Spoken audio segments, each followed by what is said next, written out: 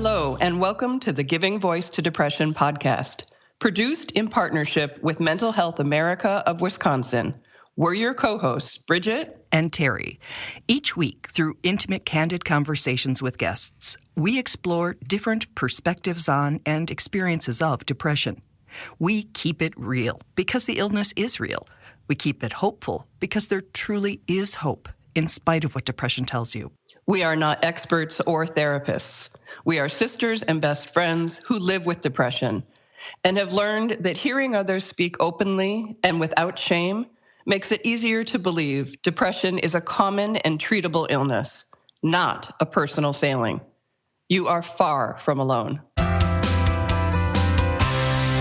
Hello, Bridget. Hi, Terry, and welcome to the season 10 in review. Thank you. If you've been listening for a while, you know that we stop about every 10 weeks to summarize recent episodes. And that way, if you've missed any, you know which ones to look out for. And if you're new to the podcast, welcome. Yes, welcome. Our reviews are a good place to start because you get a taste of several stories in one place. And this is our first season in partnership with Mental Health America of Wisconsin, and we've covered a lot of territory. So let's begin the review, Terry. We also hit a milestone this season with the 200,000th, which is hard to say, play of this grassroots podcast. That's a big number, but the reason it's worth noting is that it represents 200,000 times that somebody reached out for information, connection, hope, comfort, and found it without even leaving their house. We thank you for listening, and to our every guest for sharing. It's really amazing. We began with episode 105, A Terrible Gift, a poet's perspective on depression. Our guest, Kristen, a published Northwest poet and artist, doesn't like having depression. Who does? But she has made peace with it in a way, finding value in the illness's voice and gifts, both using her experience of depression as inspiration for her work and using her arts as a way of managing her depression. Your depression has its own voice, and that's valid. What I do with the voice that comes from my depression is I write about it. And I do that in the privacy of my home. I do it alone. But I found that when I have the courage to submit my poetry to all kinds of places, people are hearing me, even though it comes out of the quietness. People hear what you're experiencing, and they hear themselves in it. They find themselves. And you have then created a passageway between you and people who are suffering. Again, that's episode 105. In episode 106, Stigma Impedes Recovery, we spoke with John, who, after listening to this podcast, chose to have his first public conversation about his depression with us. That is always an honor and a responsibility that we take seriously. John shared that although he started experiencing depression in his teens, it wasn't until decades later that he got help. Another recovery delayed by stigma. Part of it was feeling like asking for help was admitting failure, like that I wasn't strong enough on my own to conquer something that was happening in my own head. Mm-hmm. The idea of getting, quote, professional help, I didn't know what that looked like in a way that would be viewed as acceptable.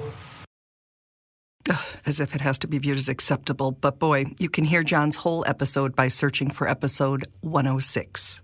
In episode 107, Depression, A Long Journey, Jennifer, on medical leave, spoke to us about her struggle to find medication that not only helps, but continues to help. We asked her how she would describe the illness to someone who does not have it. It's almost like the villain in some of those movies that you see where they are able to control the hero and they're able to make the hero do what they want. And just a part of you knows that this isn't right and this isn't correct and these thoughts aren't yours, and yet it's still there and it still controls you and it still manipulates you to no end. Jennifer also helps high school students by sharing her experience. Her full story is episode 107. Next was a touching story of depression grief, and love. A recent widow discussed the lines between grief and depression and shared an intimate example of support during a very dark time. In retrospect, I wasn't myself, but it took him pointing it out to me. And it was Christmas Eve, about 4 o'clock in the afternoon. And it's always a rush to get over to his family's. So you're wrapping gifts for kids, and you're making food, or you're picking up food, and there's just always this stuff going on. And I got in the shower, and I remember I was crying in the shower. And Joe had gotten in the shower ahead of me, and he was completely dressed. And when he heard me in the shower, he got in the shower with all of his clothes on, and he just held me. And I started crying, and he said, "You're not yourself. I feel like you need to get some help." You can hear more of Jennifer Bartolotta's episode in its entirety. That's number 108, The Lines Between Grief and Depression.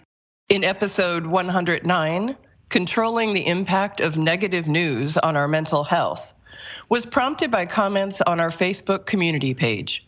There had been back-to-back mass shootings, and a number of people were commenting on how the news was impacting their state of mind. We asked Duff the Psych, a psychologist and author, for some insights. For anybody, if you're starting your day and you're in a neutral or good mood, and the first thing that you see is something that's completely tragic or very, very intense, that's obviously going to change things. I think that it's okay to have a sense of personal responsibility, that you need to know what is going on in the world. You need to be aware of things. But one of the sort of key skills I think that these current generations that we're in need to master is how to regulate news input, how to use it in a way that's constructive for them, rather than just passively letting everything come to you, because it can be like at the light end, throwing a wrench in your day, and on the more severe end, really, really contributing to things like agoraphobia or PTSD, or just a sense of hopelessness about the world. More advice on handling negative news, and that certainly includes natural disasters, politics, or whatever else upsets you, on episode 109. In episode 110, We Don't Know What We Don't Know, we again turned to a therapist for advice, this time in response to a man who realized he did not have the knowledge or skills to support a partner with depression. And personally, for me, I am okay, this is a problem, let's find a solution and let's fix it kind of guy. I don't know if most men are that way. I suspect that a lot of men are that way. For me, that's what I wanted to do. I wanted to say, okay, what do we have to do? Do I have to be a better income earner? Do I have to be a better lover? Do I have to pay more attention? Do I have to not be gone as much? Whatever it is, let's do it. Because I really hate the idea of you having to live with this depression, and in fact, that maybe I'm the cause of it. Well, it's very challenging to take on something that you can't fix. And someone with depression, especially severe depression, it's going to tell you that it's not something that's easily fixed, but that this is a real illness and that it's not on him to fix it. He's not responsible. It's great to ask, what can I do? To let your spouse know that no matter what, I'm going to see you through this. I'm going to be there as much as I'm able to. Let's maybe get help together.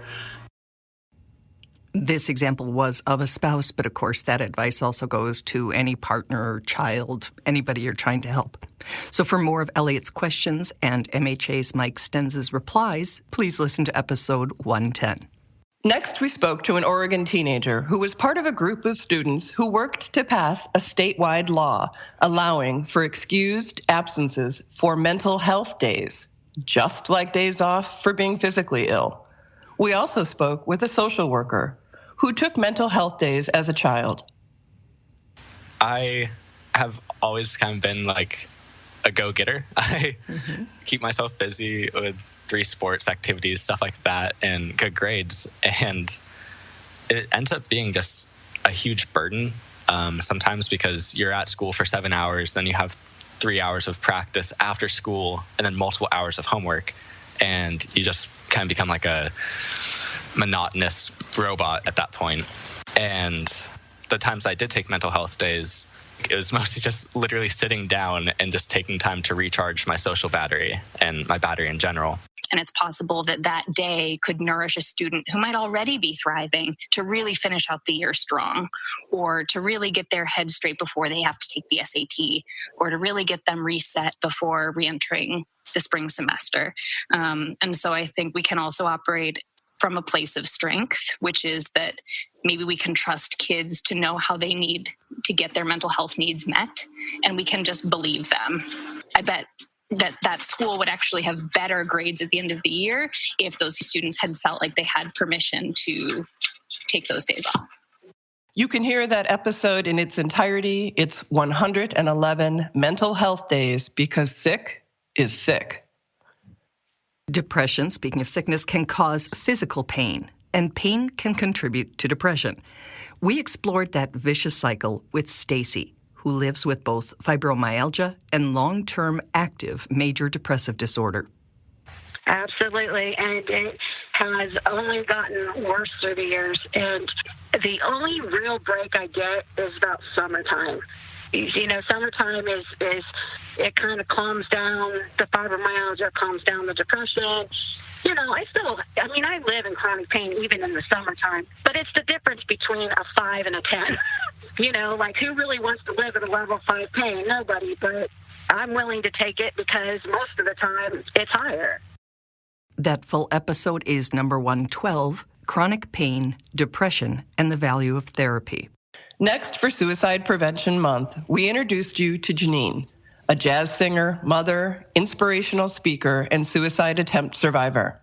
In episode 113, Things Can and Do Improve, we talked about childhood trauma, the need to hold on to hope with both hands, the hard-to-understand difference in the ways that people respond to mental versus physical health, including the language we use to describe it.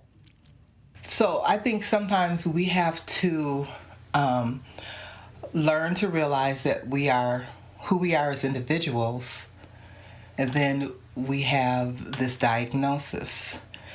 A person who has cancer, or a person that has kidney disease, we don't tell them, you are cancer, you are kidney disease. When you have a mental illness, you hear, you are crazy, you're schizophrenic. But why don't we say that to people when we find out they have cancer, high blood pressure? Why do we do that to people? Mm-hmm. We're still people. We're still wonderful, beautiful people. And we just may have a little something that's just different about us. Everybody does. Right, and we all do. Mm-hmm. This is an episode that we would love you to hear and share this month. It's 113, Things Can and Do Improve. We wrapped up our 10th season with episode 114, I'm Glad I Survived. Jeannine seemed like the perfect person to spend 2 episodes with for Suicide Prevention Month. This episode centered around her suicide attempt, so it's a tough one to hear. But who better to hear this from than someone who has lived more than 30 years beyond what she had planned to be the end of her life? I should have never woke up. I woke up and panicked and pulled myself to the door because I didn't want to die. I was like, oh my God, what have I done? And pulled myself to the hallway. You don't want to die. You just want that pain to stop. You don't want to die.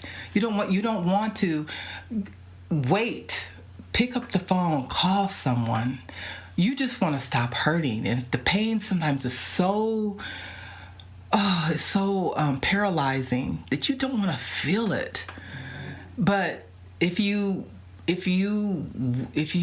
wait and just pick up the phone and call someone and tell someone what you're feeling, you will be really happy that you have not that an attempt. I'm glad I failed. But you really don't. You really just want to stop hurting. In the episode, we talk about that word choice of failed attempt and the far preferred new language to use. Jeannine's powerful message of hope can be heard in episodes 113 and 114. Before we go, we have a favor to ask. Don't worry, we're not asking for money. As grateful as we are by the fact that this podcast has been played more than 200,000 times, You know, as well as we do, there are an awful lot of people out there suffering who might benefit from these shared stories, the way that we all do. Could you help us? Could you help them?